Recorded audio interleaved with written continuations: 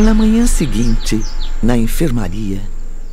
Soube que a conversa que teve com o Dr. Roberto foi bastante proveitosa. Se já soube, não tenho mais o que comentar. Estes manuscritos têm a ver com o que conversaram? Sim, professor Bellarmino. Fique tranquilo. Na ocasião oportuna terá acesso ao conteúdo. Bom dia. Trago aos senhores um convite do irmão Teócrito. Seja bem-vindo ao canal Além da Escuridão, para iluminar sua consciência. Bem, agora que eu ia começar a escrever... Ele os convoca para uma assembleia na sala de audição dentro de 15 minutos. Com licença. Reunião urgente?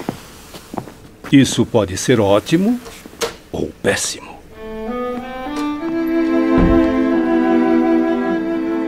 Ao chegarem, Camilo e seus companheiros notaram um número reduzido de participantes. Não esperaram muito e logo surgiu Teócrito, acompanhado de Romeu e Alceste, tomando assento na cátedra de honra. Além dos enfermos, lá estavam médicos e enfermeiros. Que Deus, Criador de todas as coisas, no mais alto dos céus, testemunhe esta reunião para a qual imploramos suas vistas de Pai e Senhor. Sincera satisfação faz com que hoje nossas almas se expandam em louvores de agradecimento a Jesus, nosso Mestre Supremo, levando-as à alegria de mais uma vitória. O fato de os senhores aceitarem o Espírito como originário da centelha emitida pela vontade do Todo-Poderoso e destinado à evolução através da eternidade. No entanto, meus irmãos, vocês continuam fracos, vacilantes. E um caminho infinito de lutas ainda os acompanhará pelos próximos milênios, convidando-os ao incansável trabalho rumo ao progresso. Camilo ouvia tudo atentamente, curioso, mas um tanto apreensivo. Tenho a honra de levar ao conhecimento dos amigos que hoje se encerra o seu estágio neste hospital, pois as condições orgânicas do seu corpo físico-astral obtiveram sensíveis melhoras. Graças a Deus. Que ótima notícia! Então, quer dizer que estamos livres? Que ótimo! Silêncio, silêncio, por favor. A assembleia ainda não terminou. No entanto, ainda não estão curados. Ao contrário, permanecem enfermos. E enfermos continuarão por muito tempo, se não cultivarem uma vontade disciplinada e forte. Desculpe-me, irmão Teócrito. Não convém interromper a palestra, Sr. Camilo. Não há problema, Alceste. Deixe Camilo expressar suas dúvidas. Acredito que sejam as mesmas dos outros enfermos. Obrigado pela atenção. Na verdade, não compreendo por que estamos livres do estágio hospitalar se ainda carecemos de tantos e tantos cuidados. Isso me causa ainda mais angústia e sensação de desamparo. É natural que todos assim se sintam, meus irmãos, pois entram agora em nova fase de tratamento. Todavia, esse tratamento é de ordem exclusivamente moral e mental, porque não precisam mais de um hospital, muito menos de cirurgiões e enfermeiros. O que nos cabia realizar em seu benefício foi totalmente realizado. Isto é, levar seu estado vibratório às condições de suportarem um novo estágio em sua trajetória de espíritos delinquentes. Uma vez recuperados ao estado espiritual, deverão trabalhar em prol da reabilitação. Assim, sua permanência no hospital foi como um curso preparatório para a admissão em novos planos, onde será preciso demonstrar toda a boa vontade de que são capazes. Se nos permite saber, que novos planos serão esses, meu nobre irmão? Uma nova reencarnação será inevitável, Mário. Deverão repetir a experiência terrena fracassada pelo suicídio. Porém, são livres para fazê-lo agora ou mais tarde, depois que, mais bem preparados moralmente, estiverem aptos a resgatar as dívidas mais urgentes. Devem compreender que, se reencarnarem já, pagarão apenas uma parte da dívida. Se mais tarde, irão resgatá-la toda, pois estarão mais resistentes às batalhas mais árduas. E o que o senhor, com tanta experiência e sabedoria, nos aconselha? Seria aconselhável retardarem ainda um pouco a repetição do compromisso terreno. Enquanto isso, poderiam fazer um curso de iniciação entre nós, o que os habilitaria para a vitória, suavizando os dolorosos obstáculos da reabilitação. O que aprenderemos nesse curso, irmão Teócrito? A essência desses ensinos é a ciência da vida, sob os conselhos do grande educador Jesus de Nazaré, cujas doutrinas a humanidade insiste em rejeitar. Poderiam aprender essa ciência na Terra mesmo, porque lá existem vários instrutores capazes de iluminar mentes e corações, conduzindo-os ao caminho da verdade. Mas nenhum, no entanto, poderá ser comparado a Jesus Cristo, o mais sublime dos mestres. É estranho, mas a Terra teve o privilégio de ser observada de perto pelo Filho de Deus. E mesmo assim, a humanidade não soube dar valor a essa dádiva. Há milênios que espíritos como o seu, Camilo, vêm reencarnando na Terra. Porém, sempre foram indiferentes aos ensinamentos divinos. É por isso que fico receoso ao vê-los partindo daqui sem o aprendizado que lá na Terra também poderiam ter alcançado. Ou seja, o risco de continuarem se debatendo no mesmo círculo vicioso é enorme. Porque não sabem resistir às tentações do próprio orgulho, precisam de forças para recomeçar a caminhada. Confio em Deus Pai e na santa proteção de Maria. Minhas forças renascerão da fé. A fé é de extrema importância, meu amigo João. Mas não pode existir nem resistir sozinha. Precisa vir acompanhada da ação, da vontade de fazer o bem, da obstinação em evoluir cada vez mais. Dentre os enfermos que ingressaram aqui com vocês há 3 anos, muitos não têm condições de fazer nada a não ser tentar. Outros, presos às recordações dos vícios terrenos, requerem ainda a caridade do amor sagrado de Maria.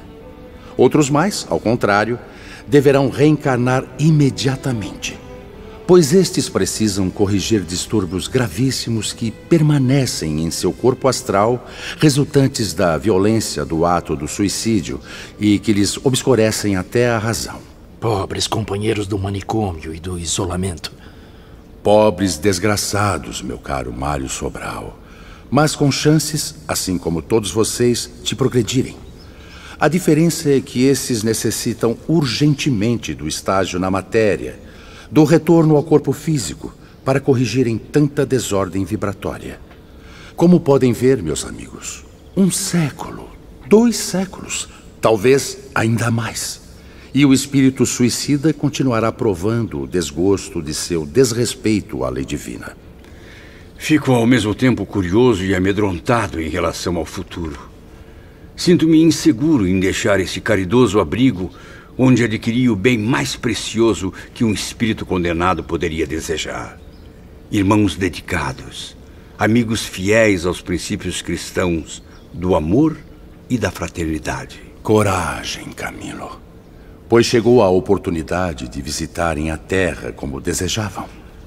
Forneceremos guardiães e meios seguros de transporte. Rever minha pátria querida, reencontrar os amigos, é a melhor surpresa que poderia receber, irmão Teócrito. Mas lembrem-se, são inexperientes e continuam ligados à Legião enquanto não concluirmos a sua reabilitação. Ao chegarem à superfície terrestre, convém refletir com prudência, orando e vigiando, como aconselharia nosso divino instrutor. Acima de tudo, não se deixem envolver por antigos desejos, pelas vaidades, pela preguiça tão comum nas regiões inferiores do planeta. Se me permite, irmão Teócrito, preciso fazer uma advertência. Irão se dar mal caso prefiram permanecer na Terra, esquecendo seus amigos fraternos desta colônia.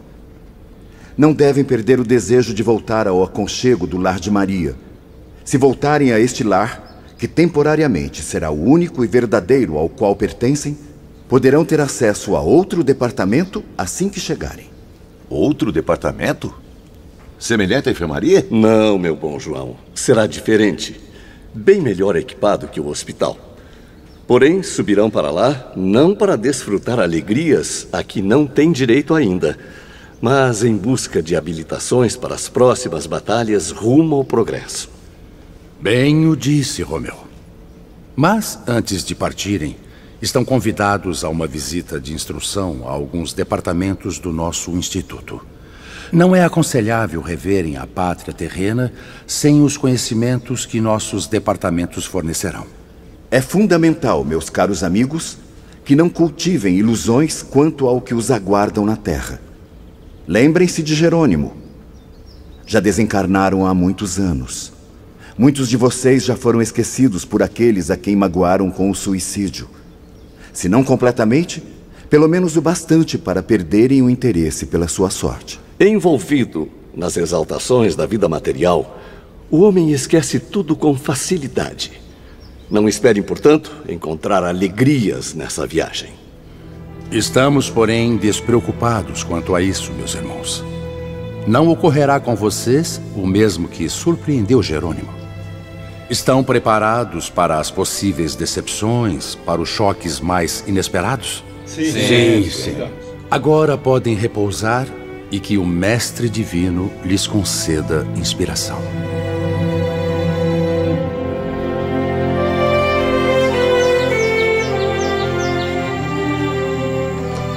Na manhã seguinte, mudaram de residência. Bom dia, meus amigos. Bom dia, Joel. A que devemos a honra da sua presença? Eu fui encarregado de conduzir os senhores aos novos aposentos. Acompanhem-me até o pavilhão ao lado, por favor. O pavilhão era uma espécie de albergue, onde se hospedavam os recém-desligados da grande instituição. Rodeado por rosas e ciprestes, lembrava as paisagens clássicas da velha Índia. No entanto, as eternas névoas também enchiam de nostalgia esse recanto. Bem-vindos à nova morada. Podem chamá-la de Pavilhão Indiano ou Mansão das Rosas. Qualquer um dos dois nomes é infinitamente mais belo que hospital ou enfermaria. Certamente, professor Belarmino. E o senhor João de Azevedo, o que achou do lugar? Muito tranquilo. Perfeito para a meditação, Joel. Este ambiente deixa-me ainda mais esperançoso, disposto a realizar apenas o que o bondoso irmão Teócrito me aconselhar. Também sinto-me disposto, meus amigos. Permito-me até o sonho de novos projetos literários para o futuro. Quem sabe na próxima visita à Terra não consiga meu primeiro sucesso após a morte. Sonhar é permitido, inclusive para nós. Quem sabe, senhor Camilo? Camilo, João e Belarmino não tinham noção das lutas que ainda enfrentariam em suas jornadas de reparações. O conforto, o carinhoso acolhimento daqueles servos do bem levava-os a acreditar que afinal o suicídio não era tão cruel quanto parecia. Mário Sobral, no entanto... Que Deus os conserve sempre assim, meus amigos. Minha consciência não me permite tanto. Não dá tréguas ao meu coração. O silêncio que esse instituto guarda sobre o crime que eu pratiquei com o suicídio deixa-me mais apavorado do que se me acusassem diariamente. Não é possível que o que fiz com minha esposa e filhos, com a desgraçada Eulina, com meus pobres pais, passe despercebido. Tenha calma, Mário, tenha calma. Estamos todos na mesma situação. Vivemos o mesmo pesadelo. Se cometi um crime contra mim mesmo, suicidando-me, também cometi um mal a outras pessoas. Sabe, Camilo, há um bom tempo, eu venho sentindo as minhas mãos adormecidas, vazias, como se houvessem sido decepadas. Não diga isso, Mário. É impressão sua apenas. Suas mãos estão bem aí, presas ao corpo. Às vezes, confuso, procuro minhas mãos, pois deixo de senti-las comigo. E pergunto a mim mesmo qual o motivo disso, meu Deus. Então, de repente, uma visão torturante invade meu cérebro.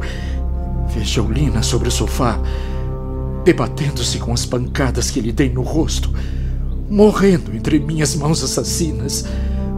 Mãos que estão separadas dos meus punhos, estrangulando-a. Que Maria de Nazaré tenha piedade de ti, meu pobre irmão. Oh, meu Deus, o que isso significa? Que uma nova confusão mental surgirá para me castigar? Camilo, meu amigo, pelo espírito generoso que é, dê-me sua opinião valiosa. Devem ser as mágoas que alucinam sua mente, meu caro. Os remorsos é que atormentam sua consciência, porque, afinal de contas, continua a amar aquela pobre mulher. Sim, eu a amo. É duro admitir, mas ainda amo com todas as minhas forças. As mesmas forças que se voltaram contra ela no crime covarde que eu cometi. Por que não se aconselha com o irmão Teócrito? Ótima ideia. Encontro-me quase todos os dias com ele. É uma alma de infinita sabedoria, sempre pronta para atender os desesperados. Já o fiz, meus amigos. Já o fiz. E então, o que ele disse?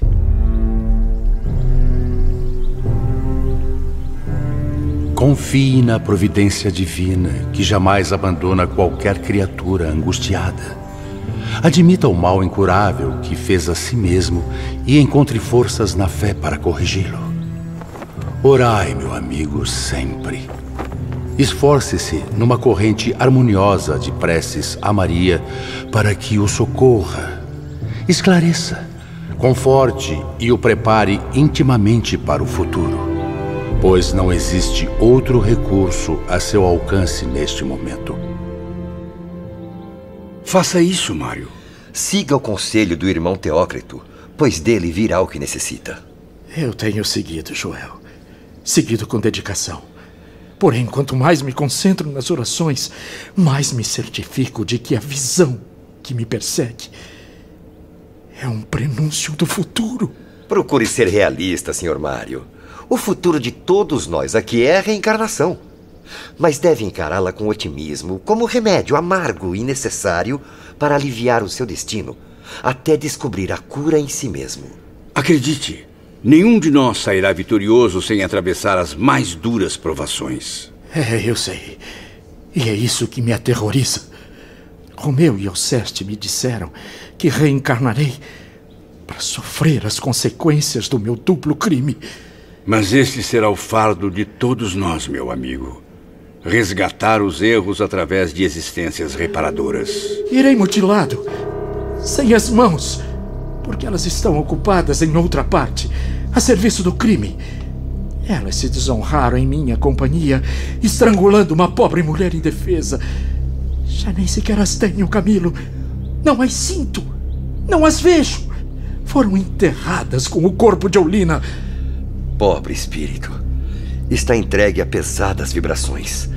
Eu vou pedir a Romeu e ao Alceste que o acompanhem com maior frequência. O que podemos fazer para ajudar o nosso amigo, meu caro Joel? Estimule-o a orar, professor Belarmino. Somente isso. Procurem não se envolver profundamente nesse drama impressionante. Lembrem-se de que ainda estão muito vulneráveis. E para ter de volta as minhas mãos, honradas e redimidas do crime vergonhoso, eu precisarei sofrer o martírio de uma existência terrena sem elas. Destituído das mãos, aprenderei no sacrifício, nas torturas, na humilhação, que elas são patrimônio sagrado do corpo. E mais, que somente deveremos usá-las a serviço do bem e da justiça, jamais para o crime. Que assim seja, senhor, que assim seja. Eulina era duplamente indefesa, por ser mulher e portanto frágil, e por ser desamparada da família, porque era apenas uma desgraçada meretriz. Mas antes de ser assim, tão infeliz, era, acima de tudo, criatura de Deus, filha de um ser supremo, todo-poderoso e muito justo, como eu também sou, como você, Camilo, como todos nós, como toda a humanidade. Fico muito feliz em saber que cultiva esses pensamentos, meu bom Mário Sobral. Sim, Joel, eu tenho consciência. Esse pai, que ama todos os filhos sem distinção, agora me pede contas da vida que eu tirei. Um bem supremo, do qual só ele pode dispor, pois só ele sabe e pode conceder. O direito de ser filha de Deus ninguém poderia tirar de Olinda. Logo dela, coitada, que não tinha nenhum outro direito naquele mundo de degradações, nem mesmo de viver, pois até disso eu a privei. Eu matei Eulina. Contenha-se, Mário. Já chega por hoje. Precisa repousar, descansar a mente. E agora, Belarmino, agora eu ouço repetir, nas profundezas do meu espírito, a voz comovente da consciência, a voz do próprio Deus a me dizer: Caim, Caim, que fizeste de teu irmão? Ah, Camilo, meu amigo, quando eu estrangulei Eulina, esqueci-me de que ela também era filha de Deus, que também possuía sagrados direitos concedidos por esse Pai misericordioso. E agora, eu não...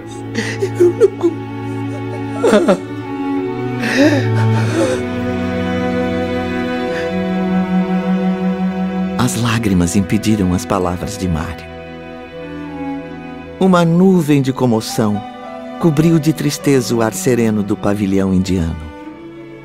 E a única satisfação que ainda restava àqueles corações era a de terem alegrado Teócrito com o progresso conquistado nos últimos 3 anos no Hospital Maria de Nazaré. Momentos depois, Carlos e Roberto de Canaleiras encontravam-se conosco diante da Mansão das Rosas. Boa tarde a todos. Roberto e eu estamos à disposição para acompanhá-los. Por onde gostariam de começar a visita de instrução? Eu sinceramente não faço a mínima ideia, Dr. Roberto. O que o amigo e seu pai nos sugerem? Pois então iniciaremos pela Torre de Vigia, nossa fortaleza invencível nesta perigosa região do mundo espiritual. É local de extrema importância para um instituto, pois defende um posto avançado de vigilância contra invasões nocivas de várias espécies. Lembrando que até mesmo as vibrações mentais inferiores provenientes do exterior são combatidas ali. Convém então partirmos. A distância é grande e o veículo já nos espera.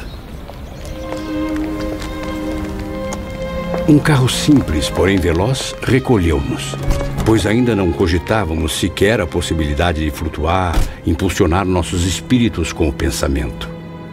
A certa altura da viagem, já bem longe do pavilhão indiano... O desânimo é mau conselheiro, amigo Mário Sobral. Deve meditar com serenidade sobre a proposta do irmão Teócrito. Aparentemente é um conselho inexpressivo, mas fique sabendo que guarda sabedoria profunda. É a chave da sua reforma interior.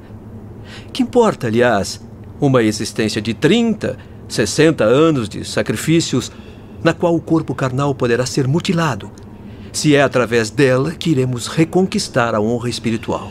Eu tenho medo, Dr. Roberto. Muito medo. Ah, não se apavore, Mário. Tem o futuro diante de você como forte aliado. Terá a chance de aprender com as dificuldades impostas ao seu envoltório físico. Se, portanto, é necessário renovar a experiência terrena num corpo mutilado, não vacile. Enfrente o sacrifício. Ou ainda não está convencido de que errou? Sim, meu amigo. Eu reconheço meu erro. Mais do que nunca. E viverei para sempre arrependido. Se está mesmo ciente do erro, certamente achará justo assumir a responsabilidade pelos atos, pois sua dignidade moral assim o exige. O que mais desejo é recuperar minha honra espiritual, com a graça de Deus. Se com o tempo souber iluminar sua alma através da esperança na bondade divina, alimentando-a de coragem e fé, poderá até mesmo sorrir para a desgraça, surpreender-se com encantos consoladores ao longo das suas aflições. Testemunhei esse diálogo sem ter coragem de me pronunciar. Permaneci ali calado, contemplando a triste paisagem, tão comovido que fiquei com a intensidade daquelas palavras de Roberto. A energia com que o jovem doutor emitiu suas advertências parecia reanimar nosso mísero companheiro, que se mostrou sereno o resto do dia.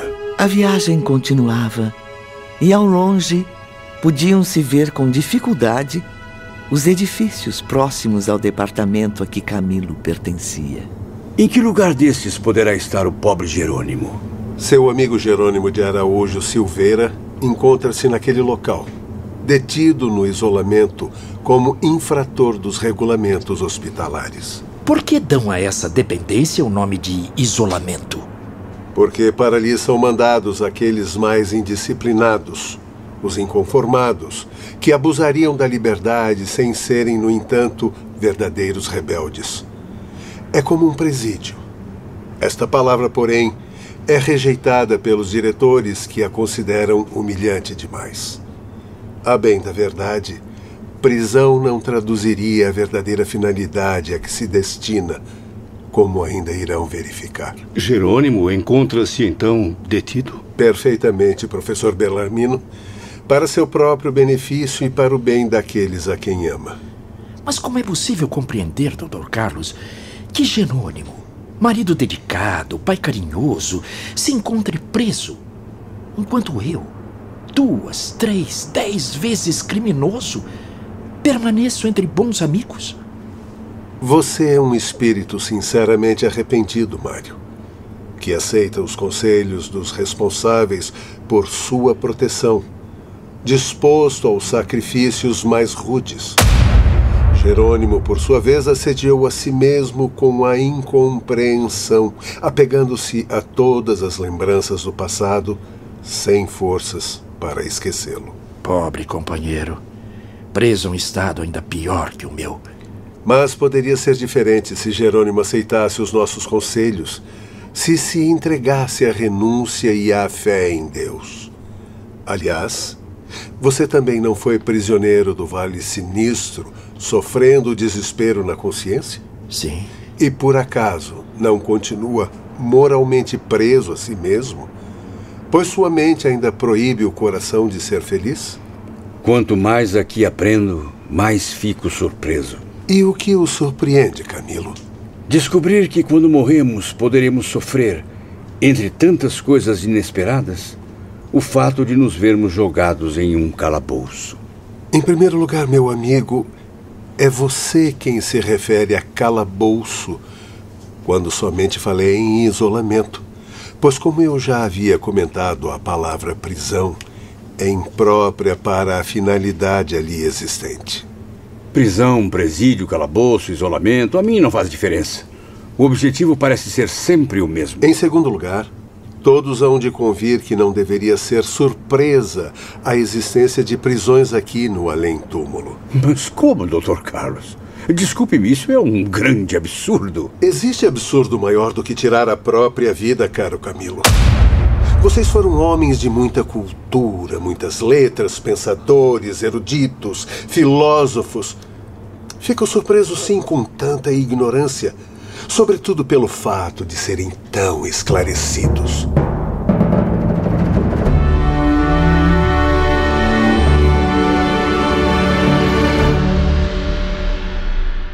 Não perca os próximos capítulos de Memórias de um Suicida.